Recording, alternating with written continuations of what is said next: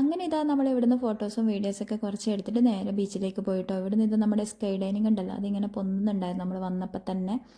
അങ്ങനെ വലിയ തിരക്കൊന്നും ഉണ്ടായിരുന്നില്ല കേട്ടോ ബീച്ചിൽ. അതൊക്കെ കണ്ടു, നല്ല രസമുണ്ടായിരുന്നു കേട്ടോ കാണാൻ വേണ്ടിയിട്ട്. അത് എന്താ രാത്രിയിൽ ഭയങ്കര ഭംഗിയായിരുന്നു കേട്ടോ. ആ ഒരു സംഭവം ഇങ്ങനെ പൊങ്ങി നിൽക്കുന്നതാണ്. അതിൻ്റെ മുകളിൽ ഇരിക്കുന്നവർക്ക് നല്ല രസമുണ്ടാവും കേട്ടോ. ശരിക്കും പറഞ്ഞാൽ ഫുള്ള് ലൈറ്റപ്പൊക്കെ ആയിട്ട് താഴത്ത് ഇങ്ങനെ നോക്കുമ്പോൾ ഭയങ്കര രസമായിരിക്കും. പിന്നെ ഇതാ വരുന്ന ഒരു ചേട്ടൻ നല്ല കുറേ നേരമായിട്ട് ഇങ്ങനെ പാട്ട് വന്നിട്ടുണ്ടായിരുന്നു. ആരും വന്ന് നോക്കുന്നുണ്ടായിരുന്നു. കുറച്ച് പേരിങ്ങനെ പാട്ടിങ്ങനെ കേൾക്കുന്ന കുറച്ച് പേരൊക്കെ അവിടെ ഇരിക്കുന്നുണ്ടായിരുന്നു. പിന്നെ ആർക്കും അവിടുന്ന് പാടാൻ പാർട്ടിസിപ്പേറ്റ് ചെയ്യാൻ നമ്മുടെ കഴിവുകളൊക്കെ തെളിയിക്കാം എന്ന് പറഞ്ഞപ്പോൾ എൻ്റെ അമ്മാവൻ പോയിട്ട് കയറി പാട്ട് പാടാൻ തുടങ്ങി. നമ്മൾ പാടല്ലേ പാടല്ലേ പറഞ്ഞിട്ട് കേട്ടില്ല, അമ്മാവനും പാടി. അമ്മാവൻ്റെ അവിടെ അടുത്തിരിക്കുന്ന ഒരു പെണ്ണ് ഞാനും പാടട്ടെ വെച്ചപ്പോൾ ആ പെണ്ണിനെ നിർബന്ധിച്ച് വിളിച്ച് കയറ്റി ആ പെണ്ണിനെ കൊണ്ടും പാടിപ്പിച്ചു കേട്ടോ.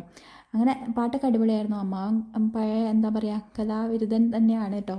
ദഫ്മുട്ടും പാട്ടുപാടലും ഒക്കെ ഉണ്ടായിരുന്നു പണ്ടൊക്കെ.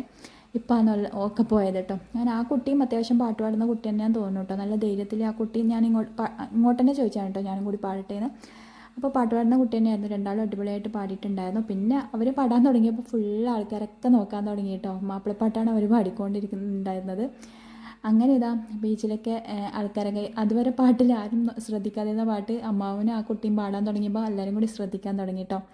പിന്നെ ഇതാ ഇവിടെ കുറേ ഫുഡ് സെക്ഷനൊക്കെ ഉണ്ടായിരുന്നു. അടിപൊളി ഒരുപാട് ഫുഡ് ഉണ്ടായിരുന്നു കേട്ടോ. പായസം മേളയും ഒരുപാട് സ്നാക്സ് അങ്ങനെ ഒരുപാട് സംഭവങ്ങളൊക്കെ. ബേക്കൽ ഫോർട്ടും ബേക്കൽ ബീച്ച് ആകെ മാറിയിട്ടുണ്ട് കേട്ടോ. നമ്മൾ പണ്ട് വന്നപ്പോൾ ഉണ്ടായിരുന്ന ആ ഒരു സംഭവമല്ല, ആകെ മൊത്തം മാറി അടിപൊളിയാക്കി എടുത്തിട്ടുണ്ട്. സെറ്റായിട്ടുണ്ട് കേട്ടോ ബീച്ച്. എന്തായാലും വരാത്തവരുണ്ടെങ്കിൽ എന്തായാലും ഒന്ന് വന്ന് നോക്കാം കേട്ടോ. നമ്മൾ അവിടുന്ന് ഫുഡൊന്നും വാങ്ങിച്ചില്ല കേട്ടോ. എന്താ പറഞ്ഞാൽ ഉമ്മ നമ്മളെ വിളിച്ച് പറഞ്ഞിട്ടുണ്ടായിരുന്നു ഫുഡ് ഇവിടെ ഉണ്ടാക്കി വെച്ചിട്ടുണ്ട്, ബിരിയാണി ആരും ഒന്നും പുറത്തുനിന്ന് കഴിക്കരുത് പറഞ്ഞിട്ടുണ്ടായിരുന്നു. അതുകൊണ്ട് ഫുഡൊന്നും വാങ്ങിച്ചില്ല. പായസമേള ഉണ്ടായിരുന്നു. അപ്പോൾ ഒരു ഗ്ലാസ് പായസം വാങ്ങിയിട്ടുണ്ടായിരുന്നു കേട്ടോ. പായസമൊക്കെ അടിപൊളിയായിട്ടുണ്ടായിരുന്നു. ഒരു ഗ്ലാസ്സിന് 50 രൂപയാണ് കേട്ടോ. പക്ഷെ അത് ഭയങ്കര കൂടുതലായും തോന്നിയിട്ടുണ്ടായിരുന്നു. ചെറിയ ഗ്ലാസ് ആയിരുന്നു കേട്ടോ. അങ്ങനെ ഇതാ നമ്മൾ ഒരു 7 മണിയൊക്കെ ആയപ്പോൾ നമ്മൾക്ക് പോകാമെന്ന് പറഞ്ഞിട്ട് നമ്മൾ ഇറങ്ങിയിട്ട് അവിടുന്ന് പോകാനേ തോന്നുന്നുണ്ടായിരുന്നില്ല. ഭയങ്കര ഭംഗിയുണ്ടായിരുന്നു കേട്ടോ. ഒറ്റയ്ക്കൊക്കെ വന്ന് ഇങ്ങനെ ഇരിക്കാൻ നല്ല രസമായിരിക്കും. കുറേ സെക്ഷൻ എന്തൊക്കെയോ നമ്മുടെ മാല വള അങ്ങനെയൊക്കെയുള്ള കുറേ സംഭവങ്ങളൊക്കെ ഉണ്ടായിരുന്നു കേട്ടോ. ഒന്നും നമ്മൾ വാങ്ങിച്ചില്ല. വന്നു കണ്ടു പാട്ടൊക്കെ പാടി എൻജോയ് ചെയ്തു തിരിച്ചു പോയി കേട്ടോ. ഇനിയിപ്പോൾ നമ്മൾ 2 ദിവസം കഴിഞ്ഞാൽ ഇവിടുന്ന് വീട്ടിൽ നിന്ന് പോകും കേട്ടോ ഹസ്ബൻഡിൻ്റെ വീട്ടിലേക്ക്. അതിൻ്റെ ടെൻഷനൊക്കെ ഉണ്ട്. ഇടയ്ക്കിടയ്ക്ക് മനസ്സിലേക്ക് ആ ടെൻഷനൊക്കെ ഓടി വരും കേട്ടോ.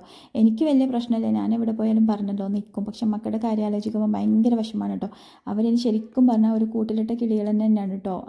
പുറത്തേക്കൊന്നും ഇറങ്ങാൻ പറ്റും. നമ്മളെപ്പോഴെങ്കിലും പുറത്ത് പോകുമ്പോൾ ആ പോകുന്നത് മാത്രമേ ഉണ്ടാവുള്ളൂ. അല്ലാതെ ഒരു പിള്ളേരായിട്ട് കളിക്കാനോ ഒന്നിനും അവർക്കിനി പറ്റില്ല കേട്ടോ. ഇവിടെ വന്നാലാണ് അവർക്ക് ശരിക്കും എൻജോയ് ചെയ്യാൻ പറ്റുന്നത്. അതുകൊണ്ടാണ് നമ്മൾ മാക്സിമം ഇങ്ങനെ പുറത്തൊക്കെ കൊണ്ടുപോയി എല്ലാവരുമായിട്ട് പുറത്തൊക്കെ പോയി എൻജോയ് ചെയ്യുന്നത് കേട്ടോ. പിന്നെ കാനങ്ങാട് എത്തിയപ്പോൾ ഇപ്പോൾ കണ്ട ആ ലൈറ്റപ്പൊക്കെ അവിടെ എന്തോ ഉറൂസ് നടക്കുന്നുണ്ടായിരുന്നു കേട്ടോ. അതിൻ്റെ ലൈറ്റപ്പും സംഭവങ്ങളൊക്കെയാണ് കണ്ടത്. അങ്ങനെ നേരെ വീട്ടിലേക്ക് വിട്ട് ഉമ്മയുടെ ബിരിയാണിയൊക്കെ കഴിച്ച് സുഖമായിട്ട് കിടന്നുറങ്ങി കേട്ടോ.